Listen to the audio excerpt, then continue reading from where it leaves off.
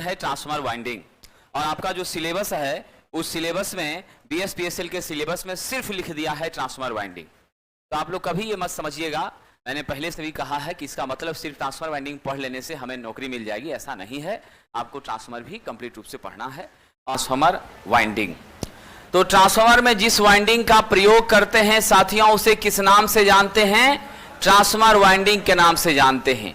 अब यहां पर एक महत्वपूर्ण बात को समझिएगा, हमारी ट्रांसफार्मर में जो वाइंडिंग होती हैं वो बोलचाल की भाषा में अगर आए तो दो वाइंडिंग आपके सामने है। ये पहली वाइंडिंग जिसमें हम सप्लाई देते हैं साथियों, और कैसी सप्लाई? एसी सप्लाई देते हैं, वो मेरी क्या कहलाती है? प्राइमरी वाइंडिंग कहलाती है, हिंदी में प्राथमिक वाइंडिंग कहलाती है। और जिसके साथ हम लोड को क्या करते हैं? जोड़ने का काम करते हैं, यानी जहां से हम आउटपुट प्राप्त करते हैं उसे हम सेकेंडरी वाइंडिंग कहते हैं। यानी स्पष्ट रूप से ऐसा ट्रांसफार्मर जिसमें दो वाइंडिंग हो उसे टू वाइंडिंग ट्रांसफार्मर भी कहा जाएगा। कह सकते हैं कि नहीं कह सकते? ऐसा ट्रांसफार्मर जिसमें दो वाइंडिंग हो उसे टू वाइंडिंग ट्रांसफार्मर, ऐसा ट्रांसफार्मर जिसमें एक वाइंडिंग हो उसे सिंगल वाइंडिंग ट्रांसफार्मर, ऐसा ट्रांसफार्मर जिसमें तीन वाइंडिंग हो उसे टर्सरी वाइंडिंग, तीसरा वाइंडिंग को कहते हैं। स्वाभाविक सी बात है। तो अब यहां समझने की बात यह है विद्यार्थी जी कि हमारा दो वाइंडिंग मिला, और इस वाइंडिंग को पहली बात में आप क्या समझे, हमारे ट्रांसफार्मर के कहां पर लगा हुआ है? ये ट्रांसफार्मर का क्या होता है? कोर होता है। और ये कोर क्या करता है? न्यूनतम प्रतिष्ठभ वाला रास्ता देता है। क्या करता है? न्यूनतम प्रतिष्ठभ। ठीक है, क्या करता है साथियों? प्रतिष्ठभ को हम रिलक्टेंस कहते हैं, ध्यान रखिएगा। ठीक है, ये आपका हो गया रिलक्टेंस। तो न्यूनतम प्रतिष्ठभ का पथ प्रदान करता है, क्योंकि आप जानते हैं कि हमारा जो साथियों इलेक्ट्रिकल सर्किट है उसमें प्रतिरोध क्या करती है? करंट को सर्कुलेट होने से रोकती है। यहां पर हमारे फ्लक्स को आगे जाने से रोकने का काम रिलक्टेंस करेगा। तो हम कैसी व्यवस्था चाहते हैं? हम ऐसी व्यवस्था चाहते हैं कि मेरे फ्लक्स को कुछ भी रुकावट ना हो। जितना मैंने फ्लक्स यहां उत्पन्न हमारी हुई है एसी सप्लाई देने के बाद, सारी की सारी फ्लक्स बिना किसी नुकसान के यहां भी आकर जुड़े, ताकि इस जगह तो ईएमएफ हमें मिले ही मिले, और हमारा कहां पर ईएमएफ मिल जाए? यहां भी मेरा ईएमएफ मिल जाए।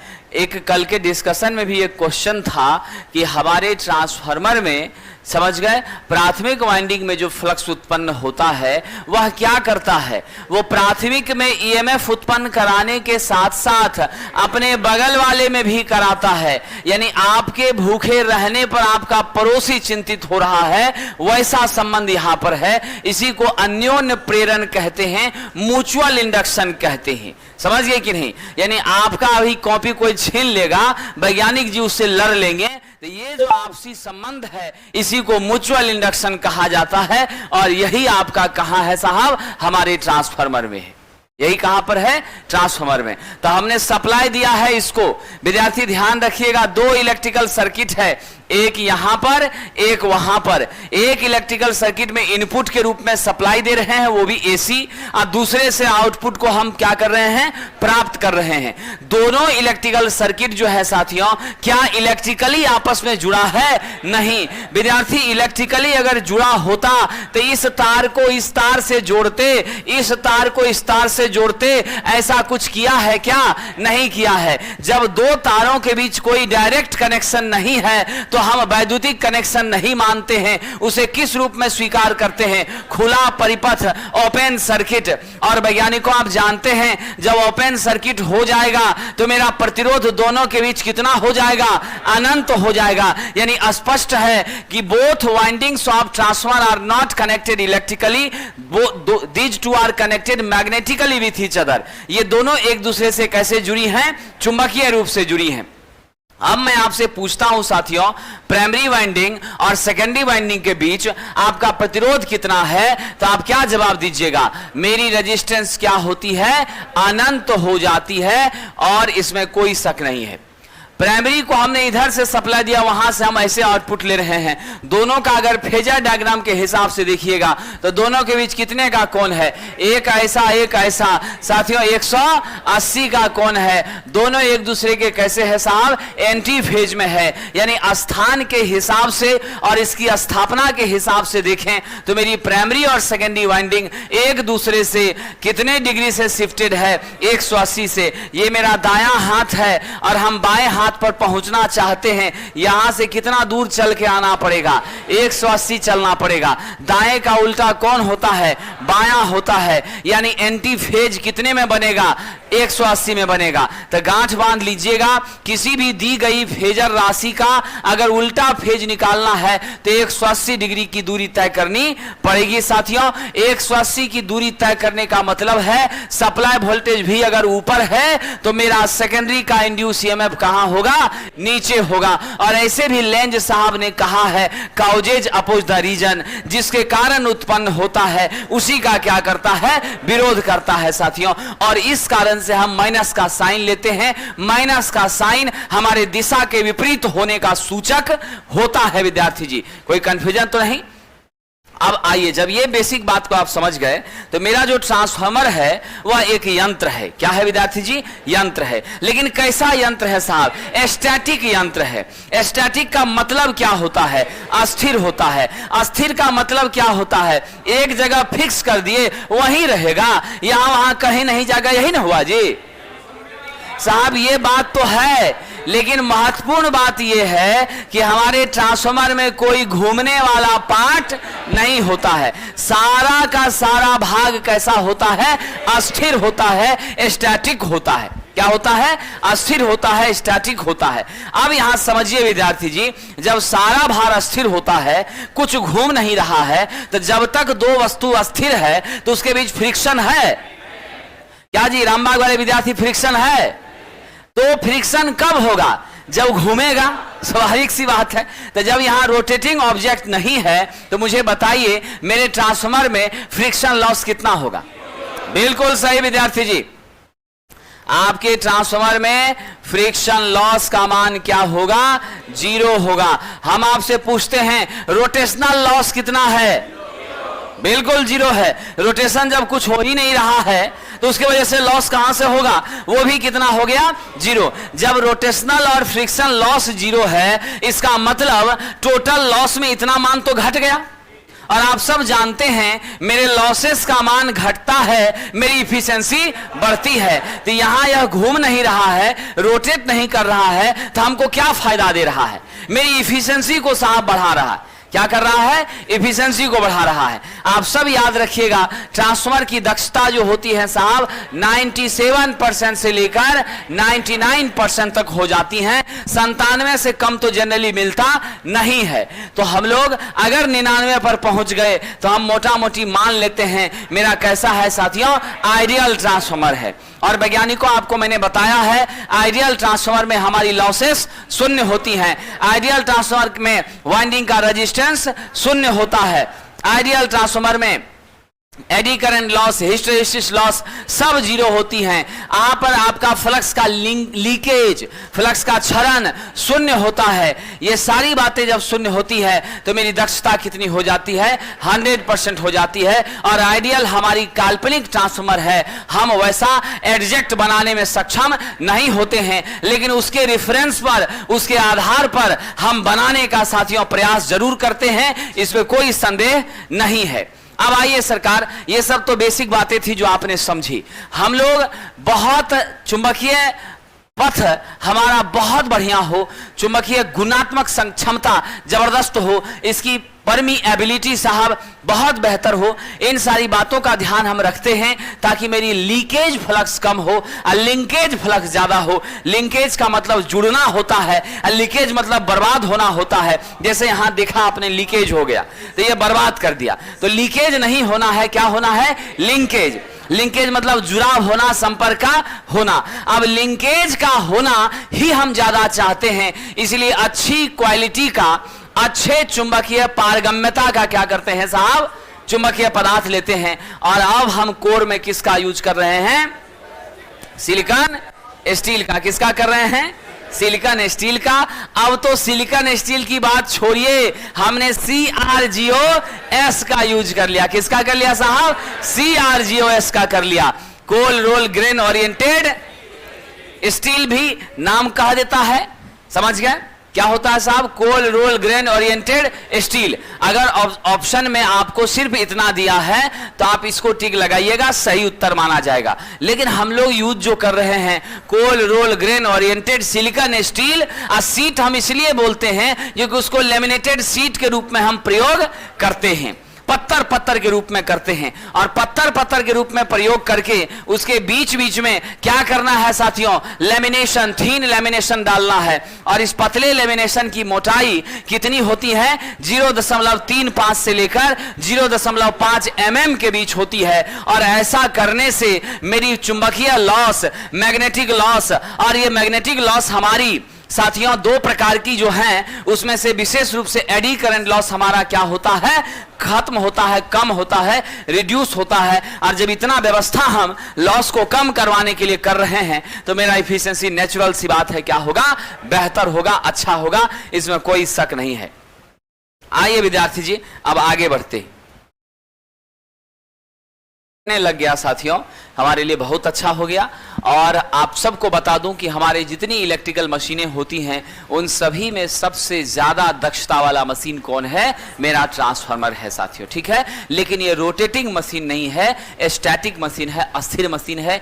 किस तरह की सप्लाई को किस में बदलता है? तो ये वैद्युतिक सप्लाई को वैद्युतिक सप्लाई यानी इलेक्ट्रिकल एनर्जी को इलेक्ट्रिकल एनर्जी में बदलता है। लेकिन बीच में क्या रहता है साहब? चुंबकीय एनर्जी, मैग्नेटिक एनर्जी।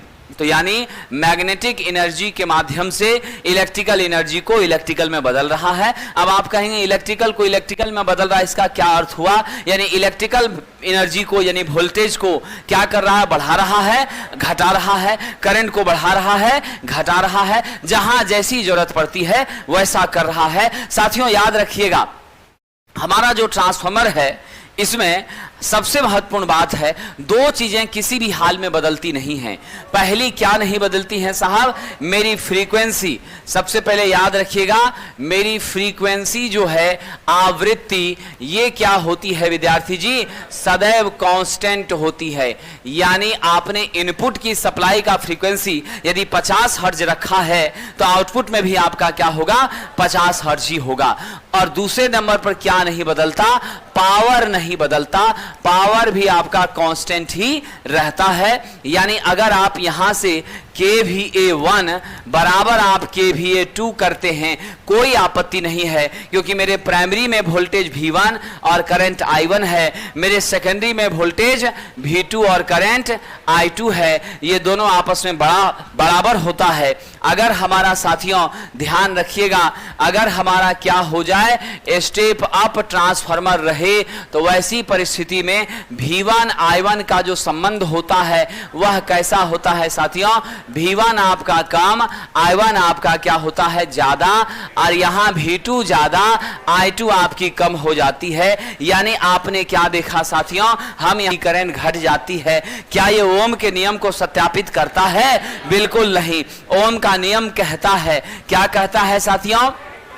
ओम का नियम कहता है कि वोल्टेज के बढ़ने से करंट में भी वृद्धि होगी। शर्त है कि आपका क्या होना चाहिए? बराबर कांस्टेंट, टेम्परेचर कांस्टेंट होना चाहिए। इसलिए विद्यार्थी जी आप सब याद रखेंगे, हमारी ट्रांसफार्मर ओम के नियम का पालन, ओम्स लॉ का पालन ट्रांसफार्मर नहीं करती है। क्या है साहब? ओम्स के नियम का पालन नहीं करती है। अब यहां समझना है विद्यार्थी जी, आइए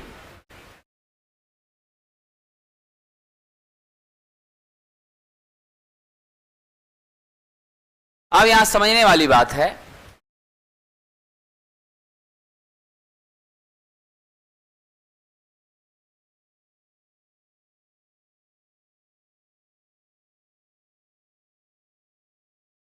साथियों अगर यहीं पर आपकी क्या हो जाए? स्टेप डाउन हो जाए, ऐसी परिस्थिति में क्या होगा साहब? ध्यान रखिएगा। चलिए, ऐसी परिस्थिति में मेरा V1 ज्यादा होगा, I1 कम होगी, मेरा V2 कम होगा और I2 मेरी ज्यादा हो जाएगी। समझ गए? तो आपने क्या महसूस किया? मेरा ट्रांसफार्मर वोल्टेज को घटाता है, वोल्टेज को बढ़ाता है, करंट को घटाता है, करंट को बढ़ाता है, लेकिन मेरे पावर को बदलने का काम नहीं करता है। यानी इसका मतलब समझ लीजिए, पहली बार में वोल्टेज 5 था और करंट 3 था, अब की बार वोल्टेज 3 हो गया, करंट 5 हो गया। देखिए तो स्टेप डाउन हुआ कि नहीं हुआ? ये मेरा V1 है, ये मेरा V2 है, तो मेरा वोल्टेज पहले 5 था, अब 3 हो गया, स्टेप डाउन हो गया। लेकिन मेरी पावर यहां भी 15 है और यहां भी क्या है? 15 है, यानी पावर के मान में कोई परिवर्तन नहीं हुआ साथियों। तो इतनी सारी बेसिक चीजें आपने समझने का प्रयास,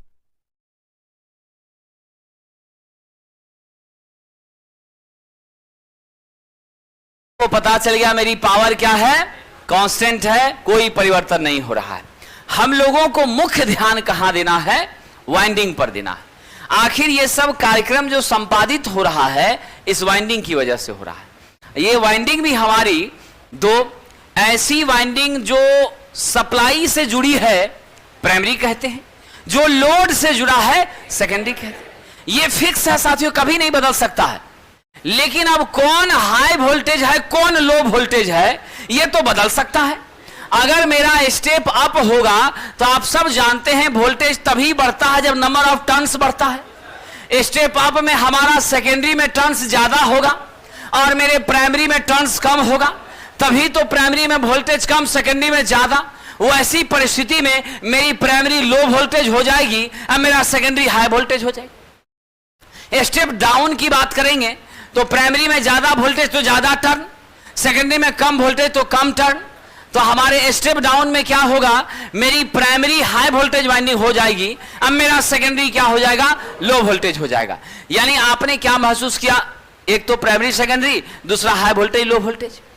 और एक छोटी सी बात समझिए, जब भी ट्रांसफार्मर में हम वाइंडिंग करते हैं तो पहले हम करते हैं साहब कोर के ऊपर लो वोल्टेज वाइंडिंग और उसके ऊपर से हाई करते हैं साहब।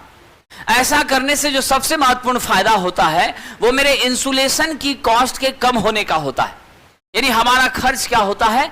कम पड़ता है, कॉस्टिंग हमारी कम जाती है, इकोनॉमिकल हमारे लिए होता है। और दूसरे नंबर पर मेरे वाइंडिंग की यांत्रिक स्ट्रेंथ, मैकेनिकल स्ट्रेंथ भी क्या होती है? बढ़ जाती है साहब। वाइंडिंग कमजोर नहीं रहता, उसकी मजबूती भी हमें क्या होती है? काफी ज्यादा प्राप्त हो जाती है। यह मामला है साहब।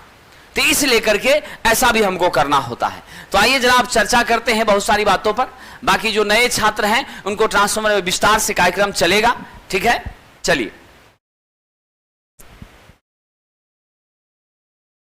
हेलिकल वाइंडिंग, ये वाइंडिंग ज्यादा करंट और कम टर्न वाले ट्रांसफार्मर में प्रयोग की जाती है। इस पॉइंट को स्टार कर दीजिएगा।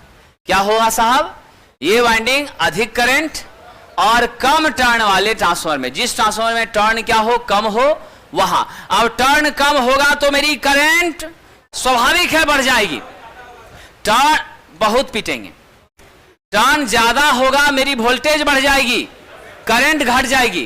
टर्न कम होगा, वोल्टेज घट जाएगी और करंट बढ़ जाएगा। बिल्कुल याद रखिएगा, टर्न की संख्या बढ़ने से वोल्टेज के मान में वृद्धि होती है, करंट के मान में कमी आती है। टर्न की संख्या घटने से वोल्टेज का मान कम होता है और करंट मेरा बढ़ जाता है। यह मामला है साथियों, ये ट्रांसफार्मर है सरकार, ठीक है ना? चलिए अब यहां ध्यान दीजिएगा। तो इस स्थिति में हम लोग क्या करते हैं? हाई कैपेसिटी का, यानी क्षमता ज्यादा है लेकिन वोल्टेज की ताकत क्या है? इसकी कम है। ऐसे ट्रांसफार्मरों में भी हम इसका क्या करते हैं? प्रयोग साथियों करते हैं। अब जरा ध्यान दीजिएगा, अगला जो मेरा प्रोग्राम है उसके तरफ चलते हैं। सामान्यतः इस तरह की वायरिंग हम कैसा लेते हैं? रेक्टेंगुलर क्रॉस सेक्शन एरिया का कंडक्टर लेते हैं और पैरेलल में 4 से कम अब 20 से ज्यादा कभी भी कंडक्टर को लगाने का प्रयास नहीं करते।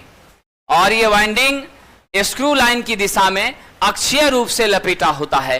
स्क्रू लाइन मतलब हुआ, अगर आप स्क्रू को टाइट करते हैं अंदर की तरफ तो ये भीतर की ओर जाएगा, ठीक है? तो अंदर की तरफ मतलब लपेटते जाइए, खींचते जाइए, इस टाइप का इसमें स्ट्रक्चर आपको प्राप्त होता है और झुकाव के साथ होता है साहब। क्या होता है? झुकाव के साथ। तो हमने यहां से लपेटना चालू किया, यहां 1 नंबर, यहां 1 नंबर, मतलब क्या है? भीतर से यहां आया, अब फिर यहां आया, फिर भीतर से यहां के तब आगे आया, फिर पीछे से यहां आया। तो हम लोग जानते हैं रिएक्टेंस के बारे में ही चर्चा करेंगे। किसके बारे में चर्चा करेंगे?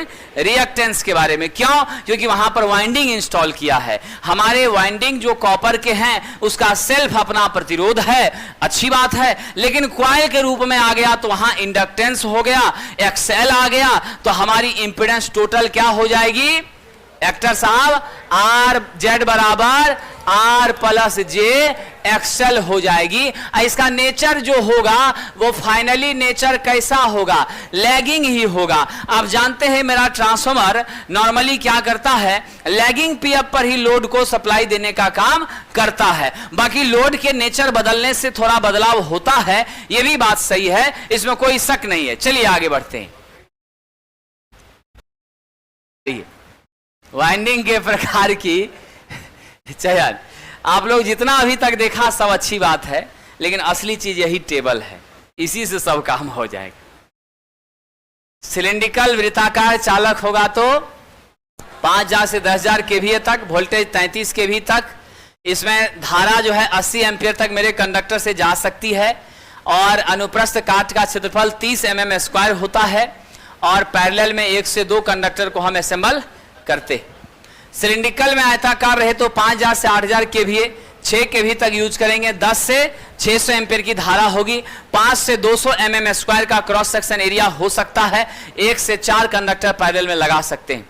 क्रॉस ओवर में 1000 केवीए तक 33 केवी के वोल्टेज को सस्टेन करता है, 40 एम्पीयर की करंट यहां से जाती है, 15 mm स्क्वायर तक का क्रॉस सेक्शन हो सकता है, एक कंडक्टर आप पैरेलल में लगा सकते हैं। हेलिकल 160 से 10000 केवीए तक है, 15 केवी से 33 केवी तक के वोल्टेज के लिए यूज कर सकते हैं, 300 एम्पीयर तक की धारा यहां से जा सकती है, 75 से 100 mm स्क्वायर का क्रॉस सेक्शन हमको प्राप्त हो सकता है, और 4 से 16 कंडक्टर को हम क्या कर सकते हैं? पैरेलल में अरेंज कर सकते हैं। और कंटिन्यूअस डिस्क हमारा है तो 200 से लेकर 10000 केवीए तक 3.3 से 220 केवी की वोल्टेज को सहने की क्षमता रखता है, 12 एम्पियर या उससे ज्यादा करंट हमें पास करा सकता है, 4 से 200 mm स्क्वायर या उससे ज्यादा भी क्रॉस सेक्शन एरिया इसकी हो सकती है। 1 से 4 कंडक्टर को क्या कर सकते हैं? पैरेलल में अरेंज करने का प्रयास कर सकते हैं।